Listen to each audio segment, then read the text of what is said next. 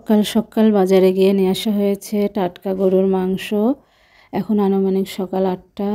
Hello viewers, কেমন আছো? চলে এসেছে আনাদার নিউ ভিডিও নিয়ে।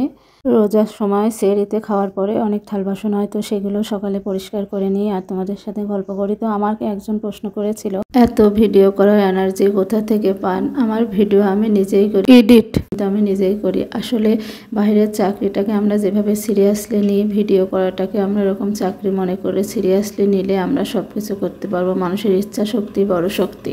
এই কাজটাকেও চাকরি মনে করি, তখন এনার্জি কিন্তু এমনি থেকে চলে আসে। তো আমি এই প্রতিদিনের ব্লগ দেওয়াটাকে আমার একটা চাকরি মনে করি।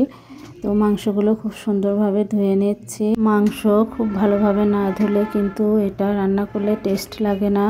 তো আমি মাংসগুলো খুব যত্ন সহকারে অনেকবার ধুয়ে নিচ্ছি, যেহেতু এখন রোজার সময় আমি রান্না করব দুপুরের দিকে। তো এখন সেই কারণে মাংসগুলো আমি সুন্দরভাবে ধুয়ে হলুদ দিয়ে জাল দিয়ে রাখবো, কারণ ফ্রিজে রাখলে টাটকা মাংসের আসল স্বাদটা পাওয়া যায় না। আমি যেহেতু একটু পরেই রান্না করবো, এজন্য ফ্রিজে আর রাখবো না, যাতে টাটকা স্বাদটা পাই। অল্প কিছুক্ষণের জন্য হলেও ফ্রিজে আসলে মাংস রাখলে স্বাদের একটু তফাৎ কিন্তু হয়েই থাকে। তো আমি মাংসগুলো চুলাতে দিয়ে দিলাম অল্প একটু হলুদ দিয়ে, এটাকে হালকা একটু নেড়ে চেড়ে জাল দিয়ে রাখবো। তো এটা জাল প্রায় হয়ে গিয়েছে। তারপরে আমি দুপুরে গোসল করে নামাজ কালাম করে একটু কোরআন তেলাওয়াত করে দুপুরে চলে এসেছি মাংস রান্নার ইনগ্রিডিয়েন্টসগুলো রেডি করতে। তো আমার দেখো রসুন, ঝাল, পেঁয়াজ সব কোটা হয়ে গেছে। আদাগুলো সুন্দর করে পরিষ্কার করে নিই। আদাটা হামাল দিস্তাতে পিষে নিচ্ছি, কারণ এটুকুর জন্য আর ব্লেন্ডার ইউজ করলাম না। তো মাংসগুলোর মধ্যে সব রকম মশলা দিয়ে, এই যে রাঁধুনি গরুর মাংসের এই মশলাটা অন্যান্য সব মশলার সাথে দিলে টেস্টটা কিন্তু খুবই সুন্দর হয়।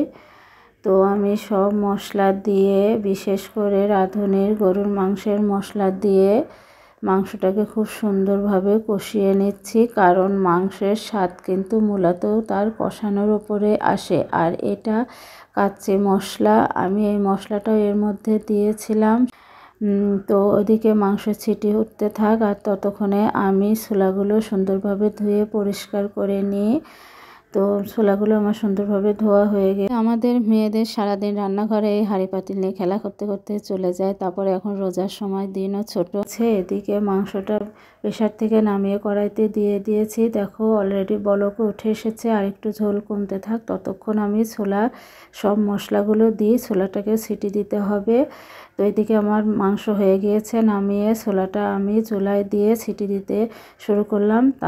এখন আমি এই বয়ামগুলো সুন্দরভাবে ধুয়ে রাখছি, কারণ ওটার মধ্যে আমি কিছু জিনিস ঢালবো।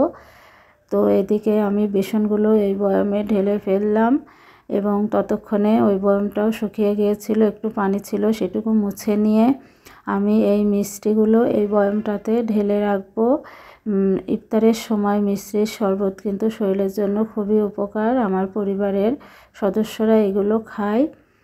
তো এগুলো সুন্দরভাবে রেখে এখন এগুলো তার যথাস্থানে রাখবো। আসলে আমাদের মেয়েদের হাত কিন্তু কামায় যায় না, রান্নাঘরে কিন্তু শুধু রান্না করাটাই না, সোলারও সিটি উঠে গিয়েছে, ওটা আমি অফ ক্যামেরায় নামিয়ে অলরেডি তেলে দিয়ে দিয়েছি। হওয়ার পথে মাংসটা এখন সুন্দর একটা কালার চলে আসছে ফাইনালি।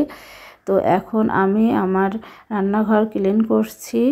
তো মেয়েদের তোমার রান্না তো করাই লাগে, এবং রান্নার পাশাপাশি যে রান্নাঘরটা প্রতিদিন পরিষ্কার করাও কিন্তু খুবই একটি কঠিন কাজ। তো এখন আমি রান্নাঘরে বাকি অংশ পরিষ্কার করে, আমার ব্লগটা অনেক বড় হয়ে যাচ্ছে, তোমরা দেখার ধৈর্য হারিয়ে ফেলবা, এই জন্য আর ভাজা পোড়ার ভিডিওটা এই ব্লগে দিলাম না। পরবর্তী অন্য একটা ব্লগে তোমাদের সাথে শেয়ার করব।